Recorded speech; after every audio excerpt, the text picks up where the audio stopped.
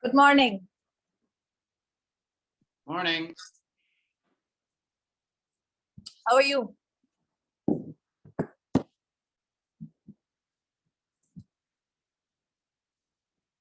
How was your previous class? Exhausting. We did a ton of back bends. Yes, it's always like that in 300 plus. Oh yeah. How are you? I'm good. Good. So, what were we studying yesterday? Panchakosh? Panchkosh, Triguna, the something boot, Parshma boot. Yeah, Panch Mahabhut. Panchmaha boot. Thank you.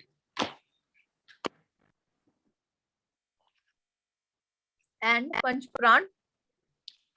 Hang on. Panch Pran? Panchpran.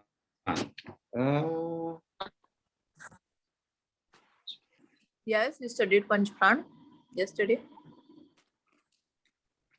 All right. I'm just trying to look over my notes to remember. 1 second.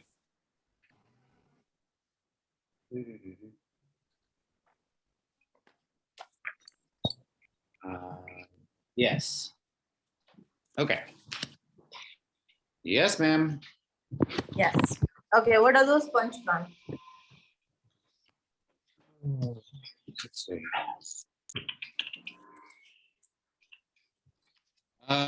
The punch pran, it's the prana, ana, it's the 5. Hang on. Just checking. Mm-hmm. It's prana, udana, vyana, samana, and apana. Is that what it is? Yes. And how you say it? Okay. You say Pran, Apan. Okay. Apana. The sequence, I'm telling you. How do you remember it? Pran, Apan, Saman, Udan, and Vyan. That is the sequence. Oh, perfect. How you remember. Yes, because Saman, Yes, ma'am. this is the Sanskrit word or Hindi word, okay, which means balance. Okay, Saman means balance. And that's what is happening in the Samana. It is balancing the Pran and Apan. Okay, and in Sanskrit, if a is attached, okay, if a is attached, it becomes the opposite. Okay, like Pran, Apan. A means opposite. So opposite of Pran is Apan. Because it is going in the opposite direction of Pran. So that's how you remember it. Pran, Apan, then balance, Saman, Udan, and Vyam. Okay.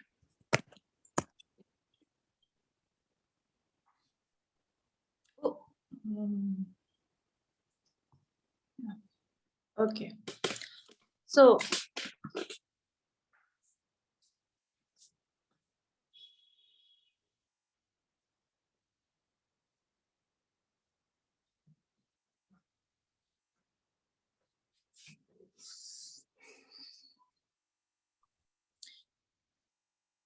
I would like to revise Panch Mahabhut.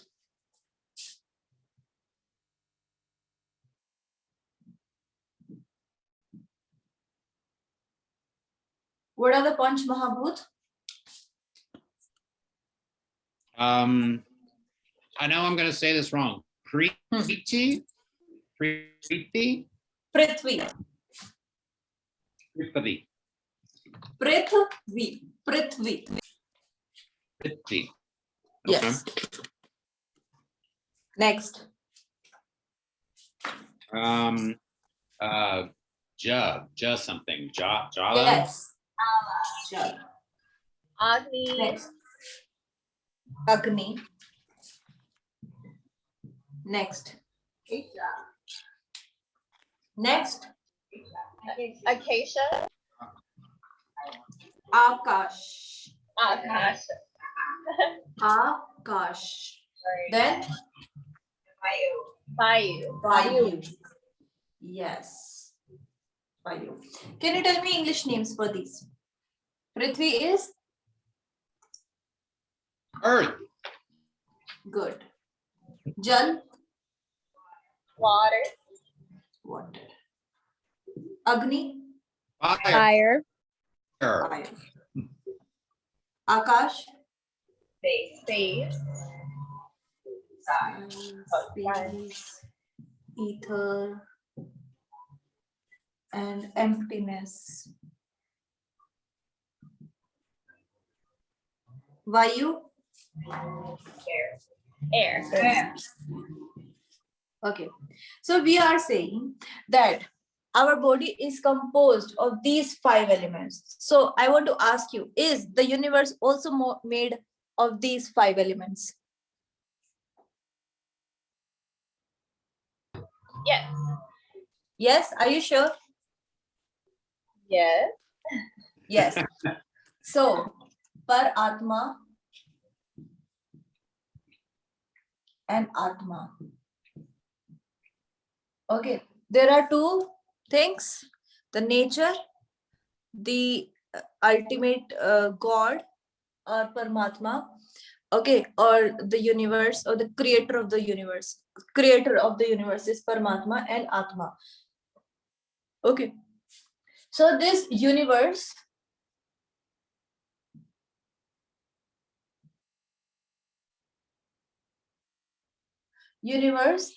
and self, okay, we both are made of these 5 elements.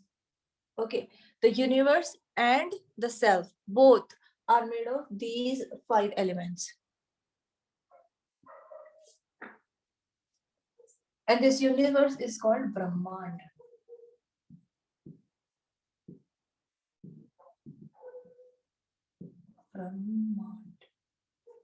Brahmand. Okay, this Brahmand is also made up of these 5 elements.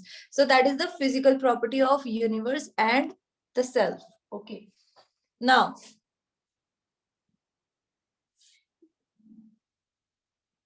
okay, we discussed that we know that we have water in the body because we drink water. How do we know that we have Agni in the body?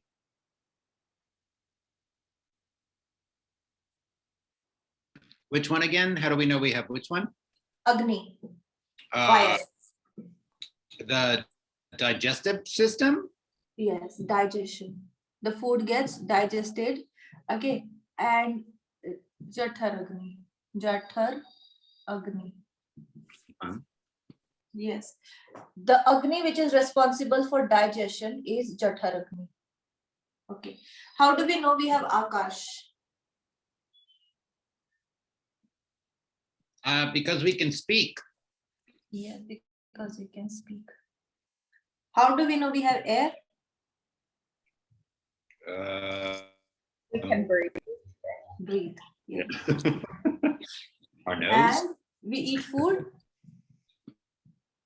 Okay. And then there is excretion process that happens, the stool. Okay. Through that, we know all these components are there in the body. If you want to take screenshot, please take it.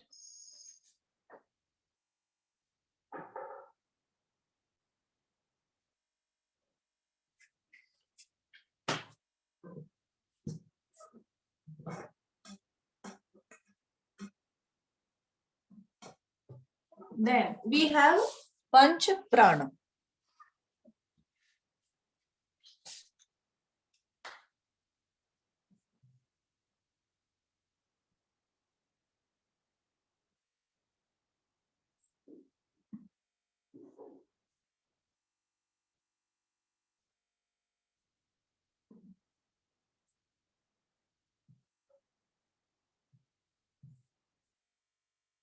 Okay, so we studied that this area is prana.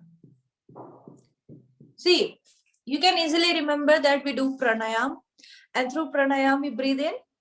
In pranayam we breathe in, that goes to our lungs. So prana will be in the thoracic region.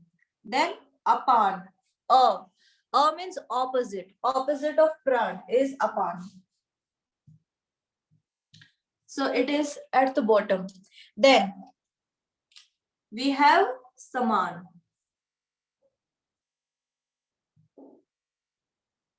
Okay, saman. Saman means balance.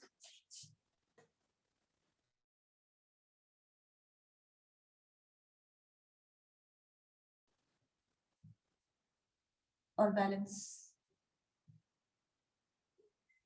Okay, so it is in the mid of prana and apan. So you can say, like, this is the trick I'm telling you how to remember it. Okay, so pran, apan, and then saman. Saman means balance or equal, so it is in between. And when we are performing pranayam, okay, you know Jalandhar Bandh?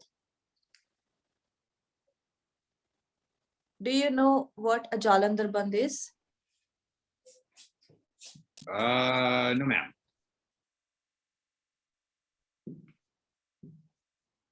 Or it's also called throat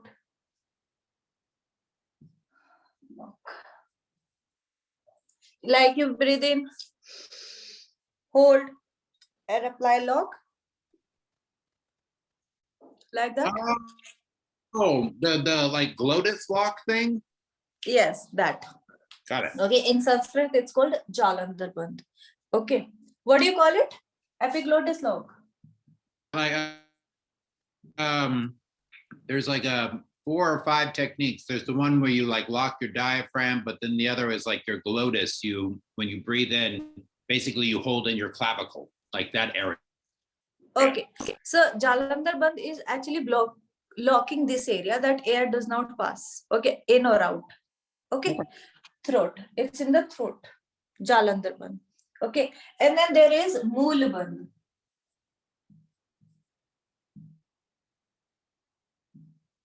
What is Mool Bandh? Your name? No idea. Huh? Oh, perineum. Yes, very good. Oh, So yeah.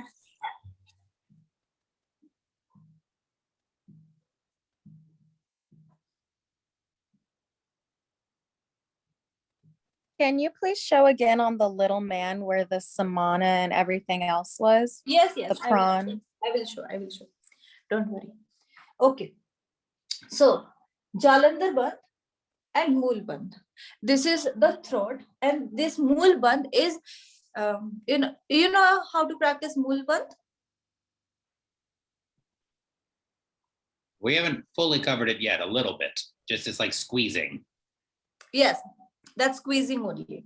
Okay, squeezing of the anus. Okay, like suppose you get pressure. You are in a very important meeting and you get some pressure. Okay, that you need to empty your bowels. So what will happen? You will squeeze your anus. You will suppress that pressure. Okay, you'll use your hips to contract the anus. Okay, that is the Mool Bandh.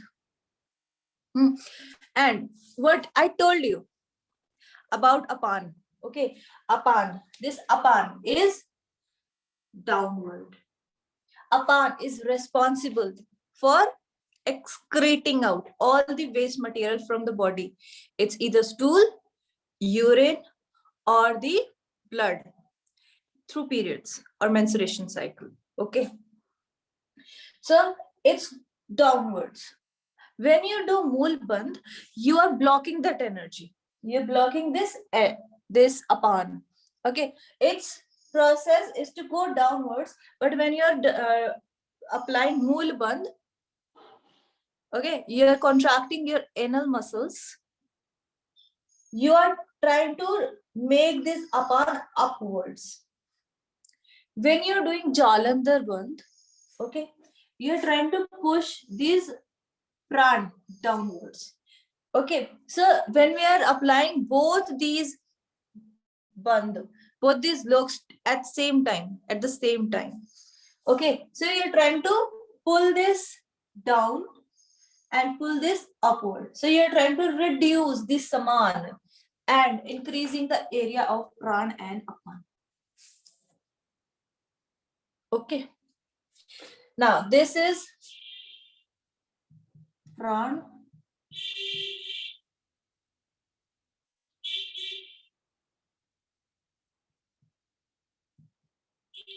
Apan. Then Saman.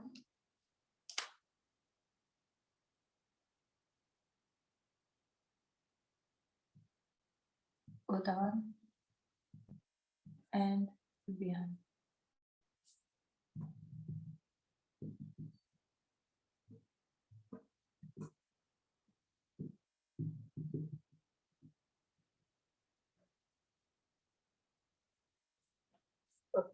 So this Udan, it is in your head. That means it's it is managing your endocrine system, then your limbs and your legs. Okay, your arms and your legs. Then Vyan. Vyan is present all over the body. We discussed that Vyan is covering all over the body. That means it is governing what? What is Vyan governing? Skin.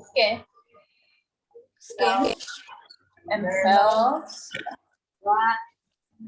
and blood. Yes, very good. So I hope this is very clear to you.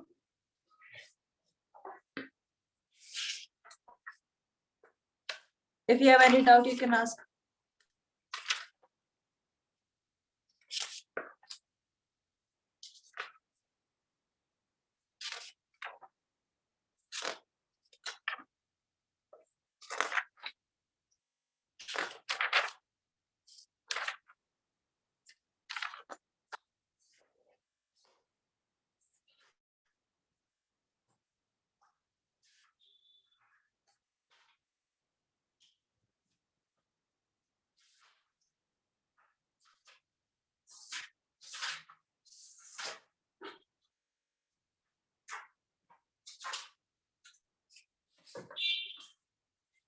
Okay. Done? Can I erase it?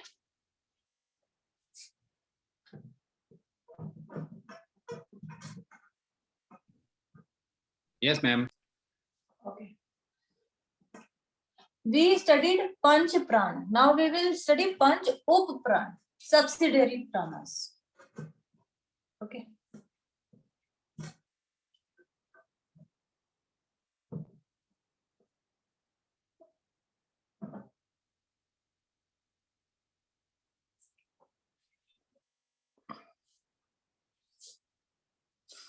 So now Panch Up Pran.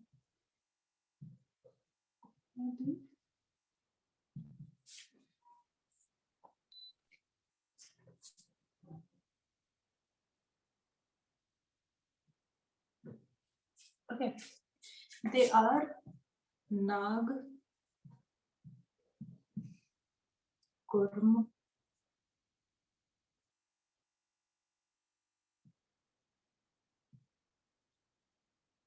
Karka, Devadat.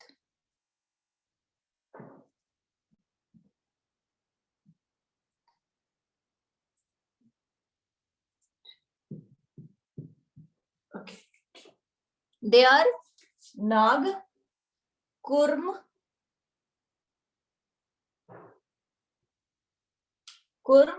Kirkal, Devdat, Dhananjay. Say it after me. Nag, Kurm, Kirkal, Devdat, and Dhananjay. Okay, all these are the Sanskrit terms. Okay. Nag is responsible for hiccups or belching. Okay. You know what is belching?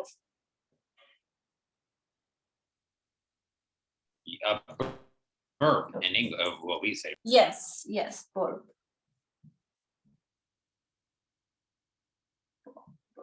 Okay.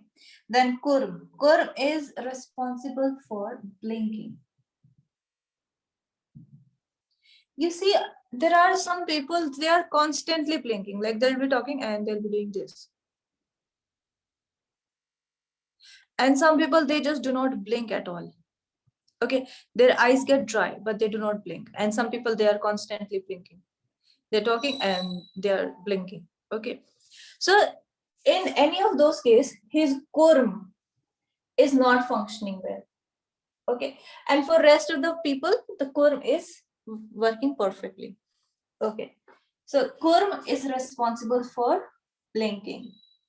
Then we have 𝐘𝐫. 𝐘𝐫 is responsible for the feeling of hunger, thirst, cough, and cold. If you feel hungry, thirsty, cough, and cold, okay, these are natural processes and these are felt because of the presence of 𝐘𝐫. Because your 𝐘𝐫 is functioning well, that's why you feel hunger and thirst at regular period of time. Then 𝐓𝐵. 𝐓𝐵 is responsible for sleep, your sleep cycle, and yawn. Okay, so when you yawn, the 𝐷 which is responsible is called 𝐷𝐵. Then Dhananjay. Okay, Dhananjay is an 𝐷 which is responsible for decomposition of the body when the person is when the soul has left the body. Okay, you see, there is a lot of researches going on in modern science that if a person dies, can he be revived immediately after death? Immediately after death. Okay, because there is this concept of Dhananjay. Okay, this Dhananjay is still present in the body when the soul has just left. Okay, when the person has just died, this Dhananjay is still present in the body, and due to this there are a lot of researches going on that maybe the person can be revived back to life. Okay, and this Dhananjay is responsible for that initial decomposition of the body just after the death.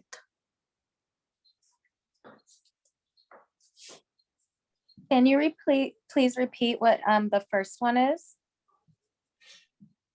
I'll repeat all.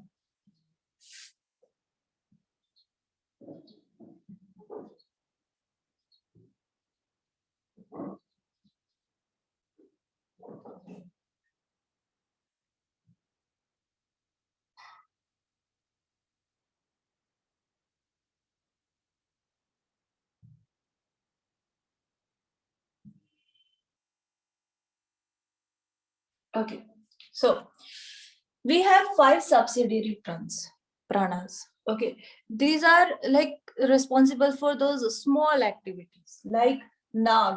Nag is responsible for hiccups and burps, belching. Okay, so sometimes there is a lot of hiccups. Okay, sometimes so it is because there is some malfunctioning in Nag. Then 𝐾𝐫 is responsible for blinking of the eyes. Okay, some people blink a lot. Some people they just do not blink at all. Their eyes go dry. So it is because of the 𝐾𝐫. The 𝐾𝐫 is not functioning well. Then third, 𝐘𝐫. 𝐘𝐫 is responsible for hunger, thirst, cough, and cold. 𝐷𝐵. 𝐷𝐵 is responsible for sleep or yawn. So Dhananjay is a pran which is lingering even after death of a person. And it is also responsible for initial decomposition of the body just after the death. You can take screenshot. Any query?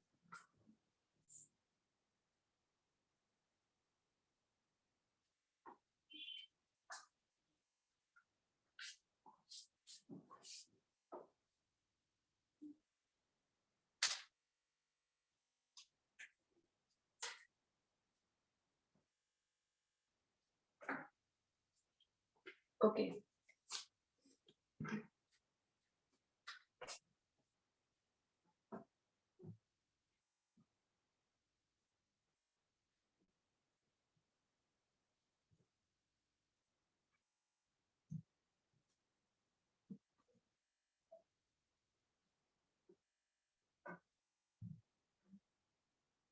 So we were actually studying Panchakosh. Yes. So we have studied two parts of Panchakosh.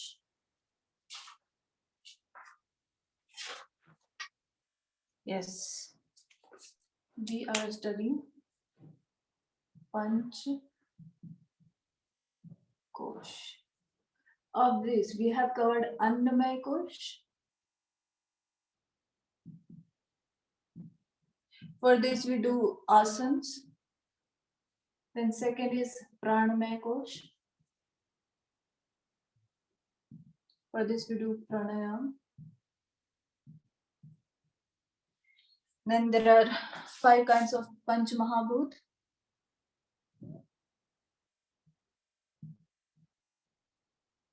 Which are Jal, Agni, Vayu, Akash, and Prithvi. In pranayam, we have Panch Pran, Apan, Saman, Udan, Dhyan, and we have Pran, that is Nag, Kurma, Kirkal. Then we have Devdat, and we have Dhananjay.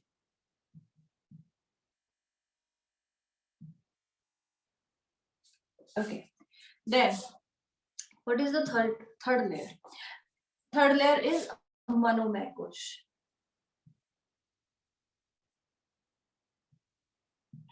Okay, what is Manomaya Kosh?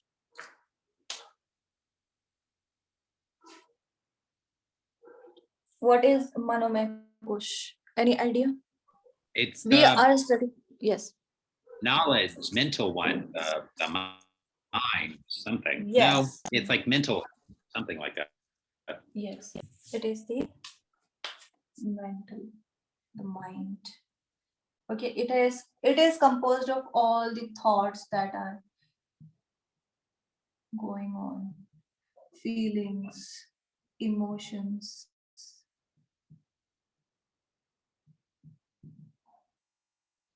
Emotions, T-I-O-N-S. Emotions. It is the monkey mind.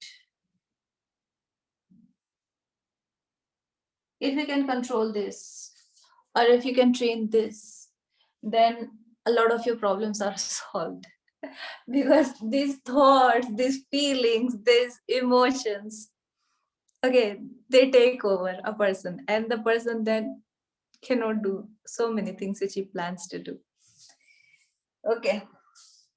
So it is very important that person does asana for his physical body. He does pranayam for his for the vital force, okay, for energy. And then his mental health is so important, okay, because if he feels good here in the mind, then the whole body feels good. There are happy hormones. Okay, so it's not that only thoughts or feelings and emotions you can do everything. If you perform asana, even then good hormones are produced in the body, happy hormones are produced in the body, and you can indirectly work on your manomaya kosh. While working on your physical body, you can indirectly work upon your manomaya kosh. Do you agree with me?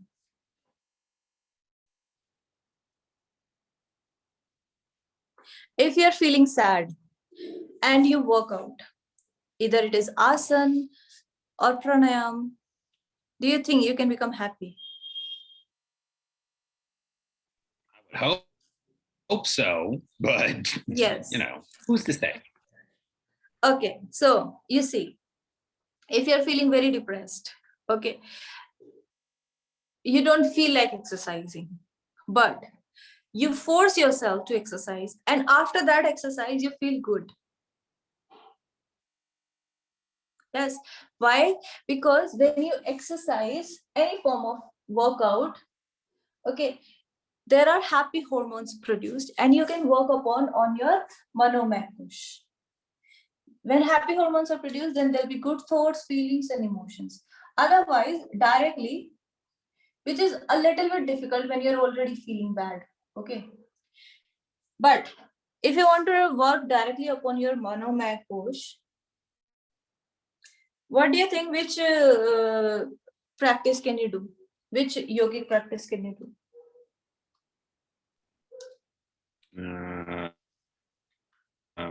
I guess the asana.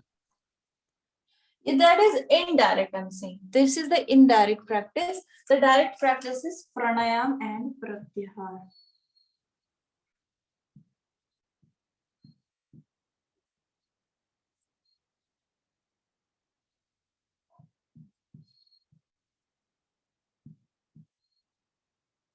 Pranayam and pratyahar.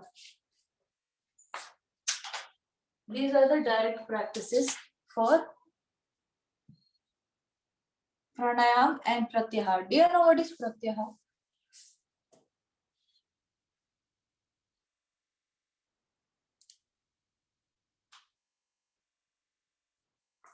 Any idea about pratyahar? Okay, this is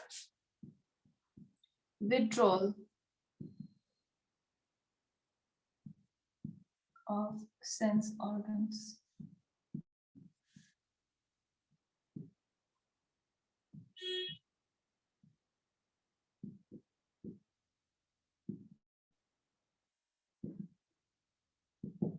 Okay, so how many sense organs do we have? 5. Yes, which are those? Your ears, eyes, nose. Yes, ear, eye, nose, Uh, and is it your tongue or your mouth? Okay, your tongue, and then your hand. skin. Skin. There we go. Okay, so ear wants to listen.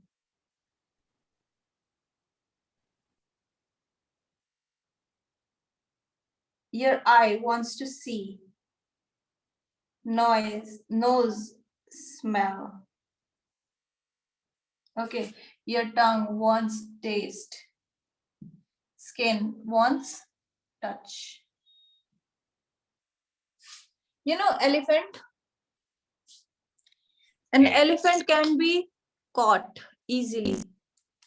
Okay. Because he is greatly attached to touch. Okay. So whenever you see elephant herd, you'll see that they are walking closely. Okay. One elephant, something like this. Okay. I think it's terrible. Okay. They're like very close. They are walking like, okay, let's forget the diagram. But you'll see, if you see elephants, they'll be walking in herds and they'll be touching each other. In front also, they'll be touching someone, and at the back and the sides, they won't touch. And because of this touch, sparsh. In Sanskrit, it's called sparsh. Because of this, they are doomed. Okay, because they enjoy this touch so much that they can be caught because of this. Okay, they are trapped because of this touch. Then there are some flies. Okay, you see, at night the floor was clean, but in the morning there were so many flies dead. Just beneath a tube light, they'll be dead. Lot of dead flies or mosquitoes or some insects. Okay, in the morning you see they're dead. Have you seen that? Only with a bug zapper. Yes, some bugs or insects. Okay, like at night you sleep, it was all clean, but when you wake up in the morning, there was a tube light, and below that tube light there were so many mosquitoes or bugs or something, insects. Yes. Yes. Yes, so that happens because they want to see. Okay, they are attracted towards light.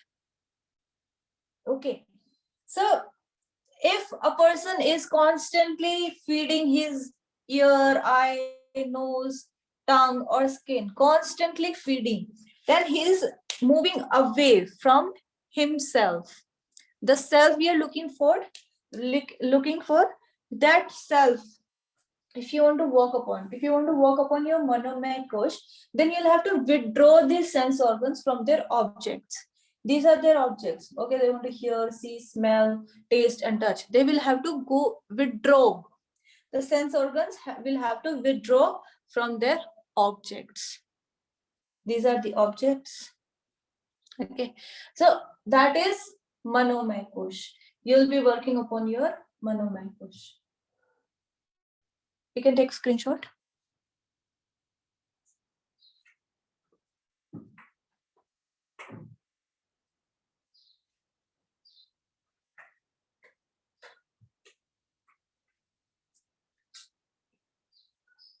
Okay. So, okay, then there is a concept of rag and dvesh.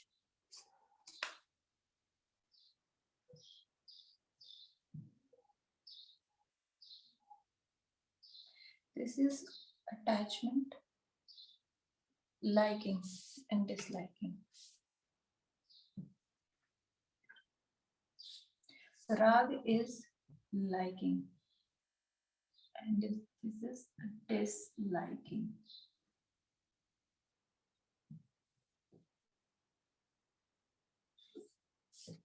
Okay, so rag. Do you think if you like something, it can give you pain? If you've ever been in a relationship, yes. Yes. Yes. And if that relationship is with jalebi, with some chocolates, even then it can. Sure, Yes. why not? Food Yes. can hurt you.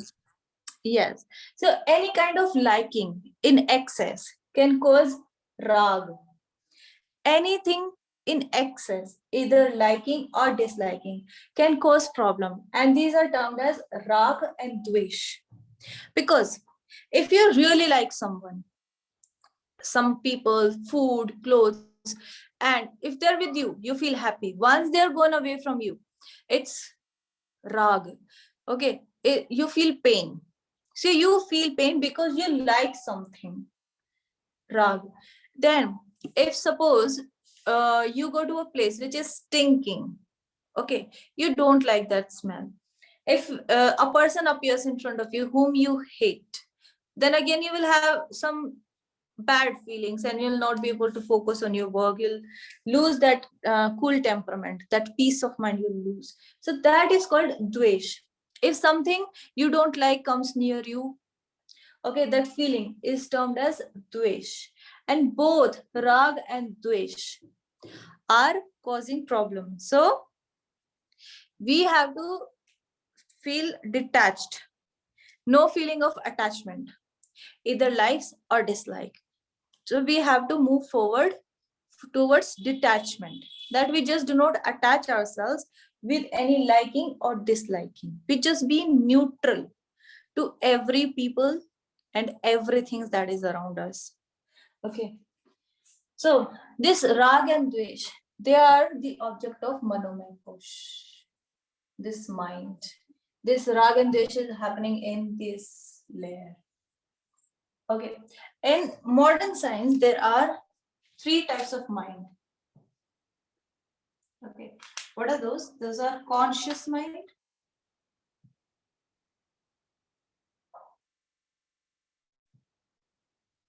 subconscious,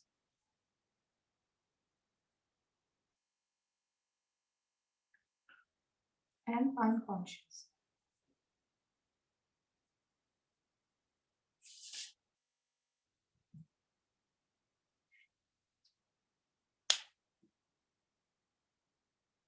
Okay. So this conscious mind, it attaches you with the outer world. Okay. So it is constantly collecting the data for you. Constantly it sees, it hears, it uses these organs, okay, to collect all the data, this conscious mind. Okay, it is collecting the data. It is connecting you with the world, conscious mind. And that all that data collected gets stored in the subconscious mind. Okay, like if you touch a hot pan once, do you think you'll keep touching it again and again? Or if you prick yourself with a safety pin or a needle, do you think you'll prick it again and again?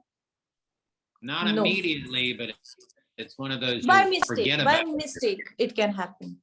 Okay, Oh, yeah. and if you touch a hot pan, then at least for a few days, what you'll do whenever you see a pan, you'll try to just like touch and just check if it is hot, and only then you will grab it. Yes, it's because it has been fed to your subconscious mind that a pan can be hot, a needle can prick, and the blood will come out. So accordingly, you will do functions in the future. So conscious mind is the data collector. Subconscious mind is the data collected in the past. Then what is unconscious mind? Unconscious mind is the self that we are working upon through yogic practices. This is what we want to discover. What we are, why we are born, why this earth is there, why this universe, all these why, what. Okay, so that is unconscious mind, the self that we want to work upon. That is the unconscious mind.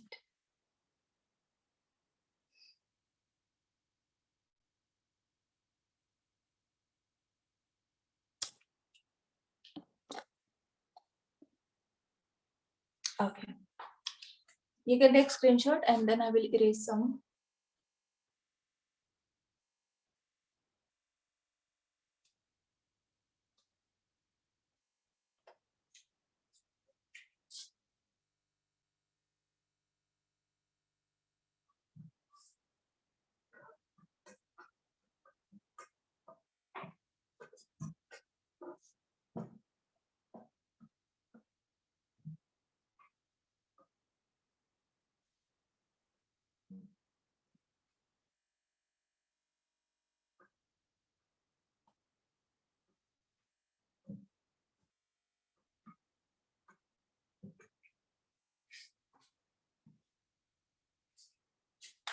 Then fourth is 𝐓𝐽𝐴𝐻𝐿.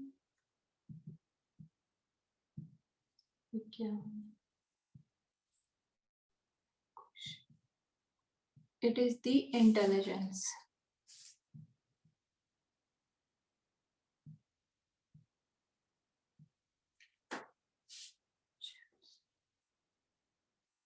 And last is 𝐓𝐽𝐴𝐻𝐿.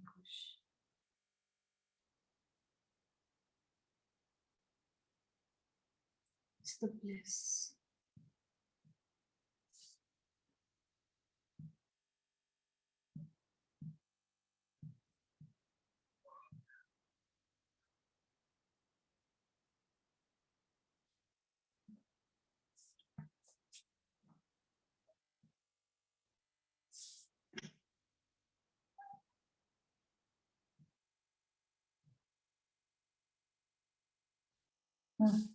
You know what is dharana and what is dhyan?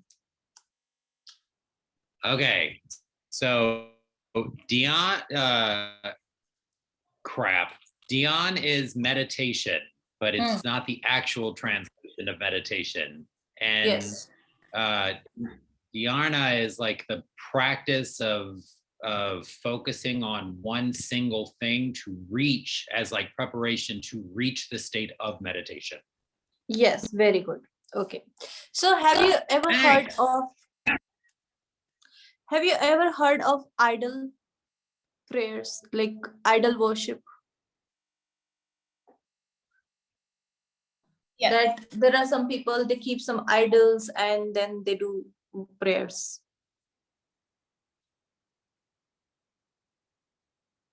Yes, ma'am.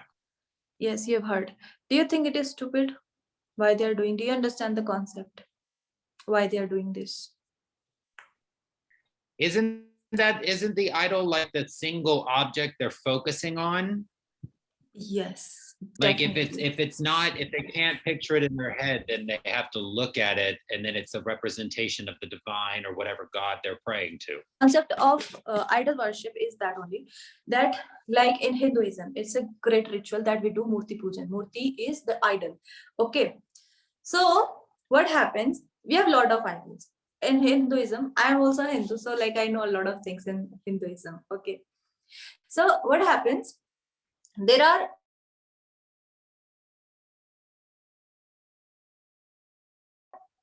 a lot of gods. When I was a kid, we used to hear a lot of jokes that there are so many gods. But like we didn't know the concept why we have so many gods. Okay, but through yoga, I understood a lot of things. Okay, so you see, when in today modern concept, what happens? There is a book called The Secret. Okay, it talks about law of attraction. And then they say that whatever dream you have, whatever ambition, aim you have, just write it down on your paper and stick it around you. Okay. And then stick it somewhere you always look. Okay. Like suppose I always, every morning I come here and I teach. So if I want my dream to come true, then I can just write here because I will see it every single day. Or I can just put it on my this camera stand, because I will see it every day. Okay, I'm taking classes, so I'll see it. So this is the concept of the secret. Okay, but in Hinduism or in other religion also, I do not know, there is a concept of idol worship. Okay, what are these idols? They are symbols. Okay, first you have to decide what your aim is. Okay, like if you want to attain some samadhi, okay, then you want to go for spirituality, then you go for Shiva, Lord Shiva, because he was every time he was meditating in the Himalayas. Okay, so Himalayas are a symbol that it is a purity. Okay, there is oxygen and there is less disturbance by so you can just go there and practice. Or when you just, okay, he's sitting on a stone and he's meditating. So what do you think of that? Okay, I am in, you can imagine, like it will be easier for you to imagine that you're sitting in Himalayas and meditating while you're in the home, but you can at least, think in your imagination that, okay, I'm sitting in the Himalayas, I'm practicing meditation, and it can give you those effects. And then eventually you'll go to Himalayas and practice meditation. Okay, then we have Lord Ganesha. Okay, Lord Ganesha is he has the face of an elephant. Why a god has the face of elephant? Because elephant has the biggest brain. He's one of those most intelligent animal. Okay, so and he has no ego. So whenever you start any work, you work without any ego, with intelligence. See, a lot of people have intelligence, but along with intelligence comes the ego. So this face of an elephant is a symbol of intelligence without ego.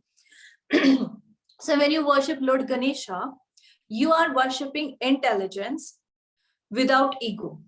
When a student wants to study, okay, then there is a goddess Saraswati, because Saraswati is a symbolism of education, of knowledge, goddess of knowledge. So if you keep a picture or an idol of Saraswati goddess in front of you, then you will be prompted to study, to gain knowledge. Okay, I think it's time. We'll continue tomorrow. See you all. Om Shanti. We'll continue this from here itself. Okay, just remind me that I was talking about gods. Okay. Thank Okay, see you tomorrow. Have a great day. Bye-bye. Thank you. you. Thank you.